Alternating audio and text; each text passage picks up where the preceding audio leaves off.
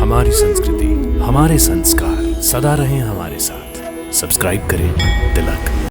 जय श्री राम। आप सभी का हमारे लोकप्रिय कार्यक्रम दर्शन में हार्दिक अभिनंदन। भक्तों, भगवान श्री हरि विष्णु के 7वें अवतार मर्यादा पुरुषोत्तम प्रभु श्री रामचंद्र जी स्वयं धर्म का पर्याय हैं। उनसे संबंधित हर व्यक्ति, स्थान और वस्तु स्वतः ही धर्म से संबंधित हो जाती है। तभी तो उनकी जन्मस्थली अयोध्या को धर्म नगरी कहा जाता है। इसी प्रकार श्री राम से संबंधित और अयोध्या से लगकर बहने वाली सरयू नदी को भी धार्मिक, सांस्कृतिक और आध्यात्मिक महत्व प्राप्त है। त्रेता युग में प्रभु श्री रामचंद्र जी का केवट की नौका में बैठकर सरयू नदी को पार करने का केवट प्रसंग जग विख्यात है।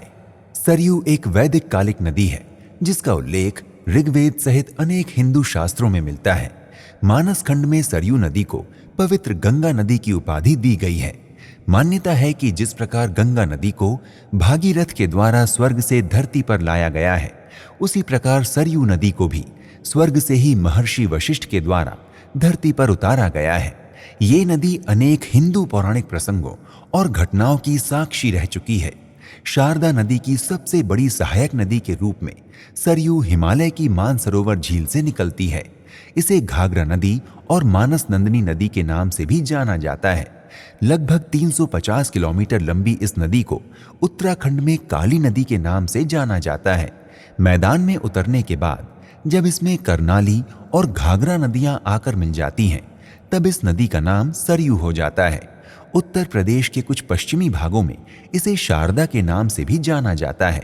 सरयू नदी बिहार के सारण जिले में आकर गंगा में विलीन हो जाती है। धर्मनगरी अयोध्या में पवित्र सरयू नदी के तट पर अनेक घाट बने हुए हैं, जिनमें से नया घाट, जानकी घाट, राम घाट, लक्ष्मण घाट, गुप्तार घाट मुख्य रूप से उल्लेखनीय है। मान्यता है कि इनमें से किसी भी घाट पर आकर सरयू में डुबकी लगाने मात्र से ही मनुष्य के द्वारा जाने अनजाने में किए हुए जन्म जन्मांतरों के समस्त पाप हमेशा के लिए धुल जाते हैं। सिया राम मैं सब जग जानी,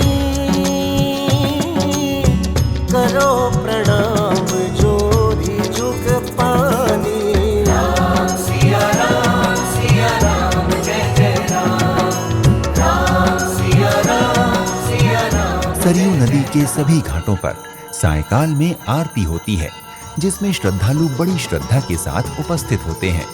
सायंकाल की सरयू आरती में सम्मिलित होकर श्रद्धालुओं को सच्चे आत्मिक सुख और मानसिक शांति की अनुभूति होती है। दीपावली में होने वाले दीपोत्सव के समय तो इस नदी के घाटों की छटा देखते ही बनती है। जल में दियों की छवि एवं घाटों पर दियों की सजावट इस पूरे सरयू क्षेत्र को दुल्हन की भांति सजा देती है। अयोध्या तक पहुंचने के लिए आप किसी भी मार्ग और माध्यम का चयन कर सकते हैं। हवाई मार्ग के द्वारा आप लखनऊ हवाई अड्डे आकर वहां से बस अथवा कैब द्वारा लगभग 130 किलोमीटर की दूरी तय करके अयोध्या पहुंच सकते हैं। रेल मार्ग के द्वारा भी अयोध्या देश के हर छोटे बड़े शहर से जुड़ा हुआ है। सड़क मार्ग के द्वारा भी आप सरकारी अथवा निजी वाहन का लाभ उठाकर अयोध्या तक पहुंच सकते हैं। अगर आपको हमारा ये कार्यक्रम अच्छा लगा तो आप भी शीघ्र ही अपनी अयोध्या यात्रा का शुभारंभ करें। आज के इस कार्यक्रम को यहीं पर विराम देते हैं। एक नए धाम की यात्रा पर आपसे फिर भेंट होगी। प्रणाम। इति शुभम।